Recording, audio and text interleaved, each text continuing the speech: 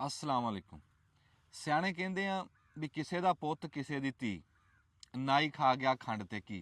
इसे नूं कहंदे 400 भी असीं निक्के लात एक गल सुणदे भी किसी मुल्क का कोई बादशाह सी। वो सफ़र ते निकलिया, उन्होंने राह दे विच प्यास लग गई। उन्हें वेख्या भी लागे किसी किसान का डेरा, उन्हें कहा भी मैनू पानी पिया। हुण किसान नूं ना पता होवे भी यह बादशाह वजीर। किसान ने उत्थों एक ताज़ा अनार तोड़िया, तोड़ के इदां नचोड़िया ते 2 प्याले भर के ना एक बादशाह नूं देता, एक वजीर नूं देता। बादशाह बड़ा हैरान होया, उन्हें कहा भी यार असी बादशाह होके भी पानी की थां ते अनार का जूस नहीं पी सकते, ये किसान होके पी जाता।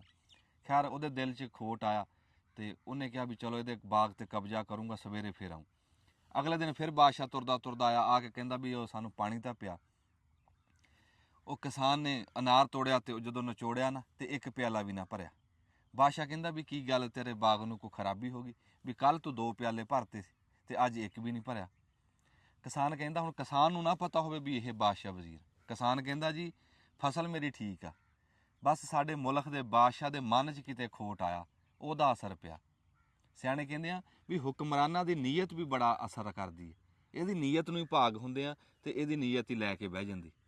इस टाइम साडी सरकार की नीयत कहती भी किसान मुक जाण। वो कहते भी असी महंगाई घटाती। हुण सरकार कहती है महंगाई घटाती, किद्दां घटाती? साडे किसानां दे सिर ते भी जिहड़ी कोई पैदावार साडी किसानां दी है ਉਹਨੂੰ घटा के कहते भी महंगाई घटाती। हुण जिहदी साडी 3300 वाली कणक सी लै वो कहते भी 2800 तो वध नहीं वेच सकदा, जिहड़ा वेचूगा ਉਹਦਾ फिर परचा होऊगा, परचे होए भी। फिर जिहड़ी शै पिछले साल 400 दी सी, ऐतकी वो 500 की विक रही है। किसी की कोई शै भी है, सिर्फ किसान की फसल आ भी जिहड़ा कमाद पिछली बारी 400 का सी, ला ऐतकी वो 350 का। फिर ਉਹਦੇ ਵਿੱਚ तू लेबरां घट, मिल्लां की किराए पा, तो फिर जिहड़ी मिल्लां ने साडा खून पीआ आ जिहड़ी काट लाई है भी साडे किसानां दे पल्ले ही कुछ नहीं पैण दे रहे। 70-70 मन ट्रालियां नूं काट ला रहे। तो फिर किते कहंदे जी कि वैरायटी ठीक नहीं। वैरायटी असीं घर बनाई है, जिहड़ा सानूं लभ्या असीं ਉਹੀ ਬੀਜਿਆ। फिर वो काटां दे विच फिर रहिंदी कसर पेमटां नहीं दे रहे। चलो जिहड़े बने वो तो साडे दिओ किते काम आण।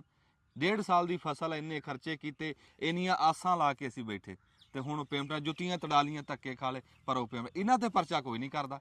माफिया ते परचा कोई नहीं करदा। ਜਿਹੜੀਆਂ ਸਪਰੇ ਖਾਦਾਂ ਬੀ ਬਲੈਕ ਕਰਕੇ ਵੇਚ ਰਹੇ ਤੇ ਉਹ ਕਿਸੇ ਨੂੰ ਕੋਈ ਪਰਚਾ ਨਹੀਂ ਕਰਦਾ। ਕਿਸਾਨ ਦੀ ਜੇ ਫਸਲ ਮਹਿੰਗੀ ਵਿਕੀ ਉਹਦੇ ਤੇ ਪਰਚਾ ਹੋਣਾ। ਫਿਰ ਸਰਕਾਰ ਦੀ ਆਪਣੀ ਸ਼ੈ ਕੋਈ ਨਹੀਂ ਘਟੀ, ਹਰ ਸ਼ੈ ਦਾ ਰੇਟ ਦੁੱਗਣਾ। ਇਹਦੇ ਆ ਦੇਖ ਲਾ ਵੀ ਤੂੰ ਬਿਜਲੀ ਦੇ ਬਿੱਲ ਦੇਖ ਲਾ, ਸੂਈ ਗੈਸ ਦੇ ਬਿੱਲ ਦੇਖ ਲਾ, ਡੀਜ਼ਲ ਦੇਖ ਲਾ, ਪੈਟਰੋਲ ਦੇਖ ਲਾ, ਟੈਕਸ ਦੇਖ ਲਾ ਜੋ ਜਾਣਦੇ ਸਾਨੂੰ ਲਾਤੇ। ਉਧਰੋਂ ਤਾਂ ਮਹਿੰਗਾਈ ਨਹੀਂ ਘਟਾਈ। ਇਹ ਸਾਡੀਆਂ ਫਸਲਾਂ ਸਸਤੀਆਂ ਕਰਕੇ ਸਰਕਾਰ ਨੇ ਮਹਿੰਗਾਈ ਘਟਾਣੀ ਸੀ। मैं बस ये गल करदा भी तुसीं जो सानू हौली हौली मका रहे हैं, तुसीं ये किसानी इस मुल्क चों मकानी है। हौली हौली काहनूं मकाने? इक्को वारी मका दो तुसीं, ये जब भी मुक्के जान छुट जावे तुहाडी। ਉਹ ਜਿੱਦਾਂ ਕੋਈ ਬੰਦਾ ਫਿਲਮ ਬਣਾ ਰਿਹਾ ਸੀ ਜੰਗੀ ਵਿੱਚ ਬੰਬ ਗੋਲੇ ਚੱਲਦੇ, ਲੜਾਈਆਂ ਦਿਖਾ ਰਿਹਾ ਸੀ। तो बैठा बैठा ਉਹਦੇ ਦਿਮਾਗ 'ਚ ਆਪਦੇ ਮੁਨਸ਼ੀ ਨੂੰ ਕਹਿੰਦਾ ਵੀ ਯਾਰ ਇਹ ਫਿਲਮ ਆਪਾਂ ਬਣਾ ਰਹੇ ਹਾਂ, ਇਹਦੇ 'ਚ ਬੰਦੇ ਆਪਾਂ ਖਾਸੇ ਪਾਲੇ ਵੀ 2 ਫੌਜਾਂ ਆਪਾਂ ਲੜਾ ਰਹੇ ਹਾਂ ਤੇ ਵੀ ਇਹ ਆਪਾਂ ਨੂੰ ਖਰਚਾ ਵੀ ਵਾਹਵਾ ਪੈ ਜਾਣਾ। ਉਹ ਮੁਨਸ਼ੀ ਸਿਆਣਾ ਸੀ, ਅੱਗੋਂ ਬਣਾ ਸਵਾਰ ਕੇ ਕਹਿੰਦਾ ਜੀ ਇਹਦਾ ਵੀ ਹੱਲ ਹੈ। ਕਹਿੰਦਾ ਵੀ ਜਿੱਥੇ ਆਪਾਂ ਇੰਨੇ ਨਕਲੀ ਬੰਬ ਗੋਲੇ ਚਲਾਏ ਆ ਨਾ, ਜਦੋਂ ਕਹਿੰਦਾ ਫਿਲਮ ਦਾ ਆਖਰੀ ਸੀਨ ਆਊਗਾ ਨਾ, ਇੱਕ ਅਸਲੀ ਬੰਬ ਚਲਾ ਦਾਂਗੇ।